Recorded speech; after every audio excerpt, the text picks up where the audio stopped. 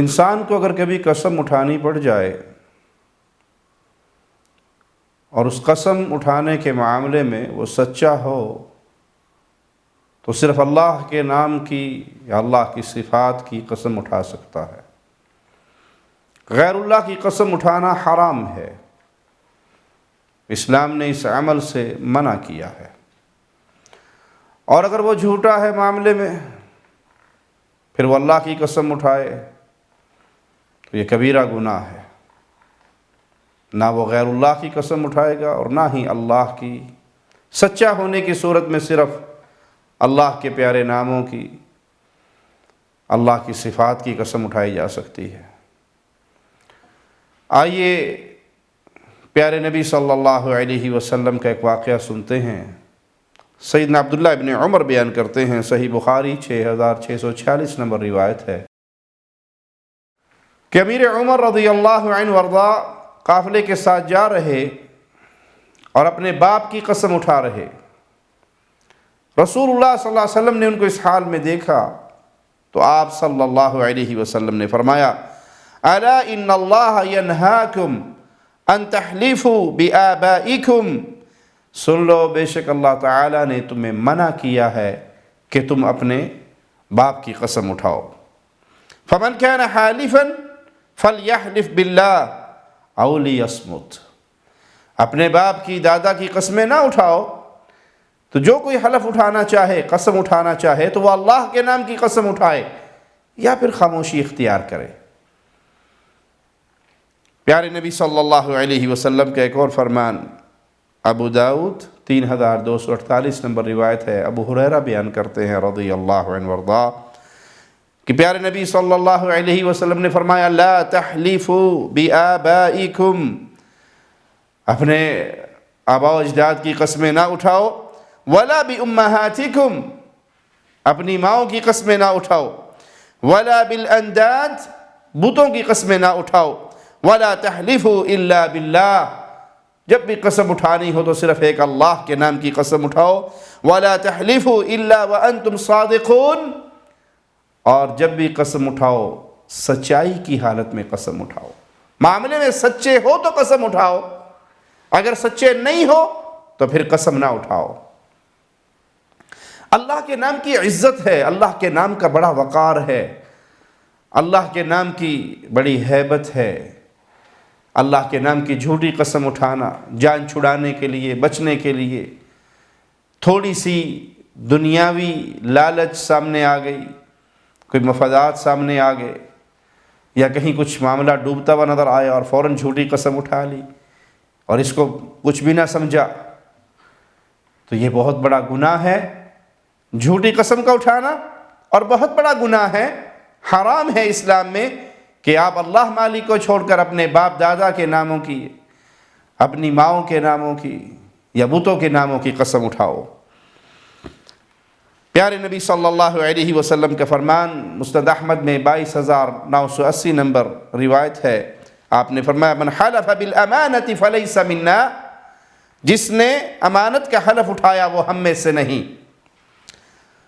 بعض لوگ اولاد کی قسمیں اٹھاتے ہیں، رزق کی قسمیں اٹھاتے ہیں۔ اگر ان جملوں سے یہ مراد ہے کہ میں رزق کے اڈے پہ بیٹھا ہوں، رزق میرے ہاتھ میں ہے کہ میں رزق کی قسم اٹھا رہا ہوں، تو یہ اسلام میں ناجائز ہے۔ اللہ کے نبی صلی اللہ علیہ وسلم فرما رہے ہیں کہ تم میں سے جس نے امانت کی قسم اٹھائی فلیس منا، وہ ہم میں سے نہیں، اور یہ بہت بڑی پھٹکار ہے، یہ بہت بڑی محرومی ہے، جس سے رشتہ محمد کریم صلی اللہ علیہ وسلم توڑ لیں، روکے وہ ہم میں سے نہیں، ہماری عادات پہ نہیں، ہمارے طریقے پہ نہیں، ہمارے راستے پہ نہیں، تو انسان کہاں جائے گا۔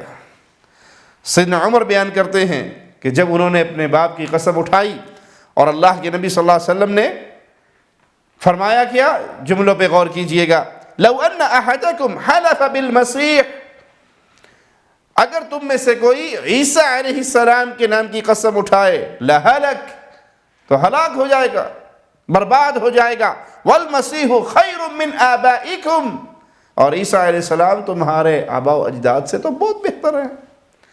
اگر عیسیٰ کے نام کی قسم اٹھانے والا ہلاک ہو رہا ہے تو باپ دادا کے نام کی قسم اٹھانے والا کیسے بچ جائے گا؟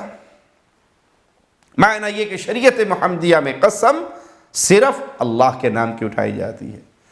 عام رواج ہے لوگوں کے اندر، کوئی اولاد کے سر پہ ہاتھ رکھے، میں اپنے بچوں کی قسم اٹھاتا ہوں، میں حاجن کے دوپٹے کی قسم اٹھاتا ہوں، میں پیر صاحب کی، شاہ صاحب کی قسم اٹھاتا ہوں۔ اور بعض جگہوں پہ تو یہ رواج ہے، اچھا آپ نے کام کیا ہے؟ نہیں کیا؟ سچے ہو؟ جی بالکل سچا ہوں، آ جاؤ بابا کے مزار کی کنڈی کھول دو۔ کیوں؟ اگر اس نے جھوٹی قسم اٹھائی پیر کی اور اس کی کنڈی کھولنے کا جرم کر لیا، پیر اس کا بیڑا غرق کر دے گا، مار دے گا، ہلاک کر دے گا۔ بعض مجرموں کا یہ حال ہے کہ وہ مسجد میں آ کر جھوٹی قسم اٹھا لیں گے، کچھ لوگ اس کے سر پہ قرآن رکھ دیں اور وہ جھوٹی قسم اٹھا جائے گا، اس کے دل میں نہ اللہ کا ڈر ہوگا نہ قرآن کی عزت ہوگی۔ لیکن اگر اسی سے کہا جائے کہ پیر کی قبر پہ آ کے قسم اٹھاؤ، یا اس کے مزار کی کنڈی کھول دو، یا فلاں کام کر دو بابا جی کی درگاہ پہ آ کے، تو یہ ڈر جائے گا اور کانپ جائے گا، اور بابا مار دے گا، بابا ہلاک کر دے گا، بابا انتقام لے گا۔ جو بیچارہ خود مر کے مٹی میں چلا گیا ہے وہ تجھے کیا کر لے گا؟ لیکن مردوں کا خوف ایسا طاری ہے، اللہ کے نام کی قسمیں اٹھانا، جھوٹ کے معاملات میں جان چھڑانے کے لیے، بچنے کے لیے اللہ کی قسم واللہ میں نے نہیں کی، معمولی معاملہ ہے، قدر نہیں ہے، عزت نہیں ہے، علم نہیں ہے کہ اللہ کی قدرت، اللہ کی پکڑ کتنی شدید ہے۔ پیارے نبی صلی اللہ علیہ وسلم نے فرمایا، اور یہ روایت صحیح مسلم میں 1648 نمبر ہے، لا تحلفوا بالتواغی ولا بآبائکم، نہ تو تم بتوں کی قسم کھاؤ اور نہ اپنے باپ دادا کی قسم اٹھاؤ۔ پیارے نبی صلی اللہ علیہ وسلم کا فرمان سنیے، من حلف بملت غیر الاسلام کاذبا فہو کما قال، جس شخص نے اسلام کے علاوہ کسی دوسرے مذہب کی جھوٹی قسم اٹھائی تو ویسا ہی ہو جاتا ہے جیسے اس نے کہا۔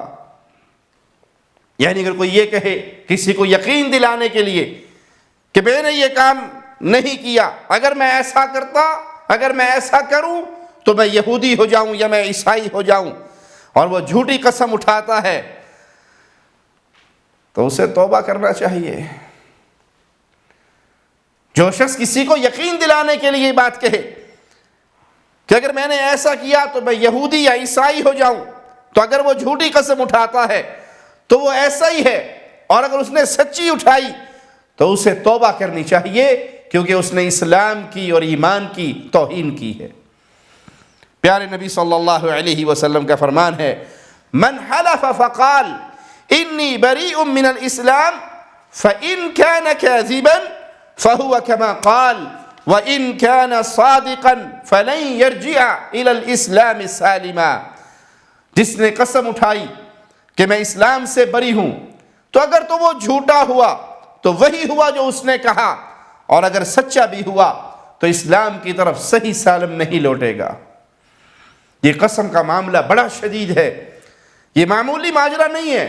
معمولی باتوں پر انسان اپنی زبان سے ایسے جملے نکال دے جو اس کے لیے ہلاکت اور بربادی کے دروازے کھول دے۔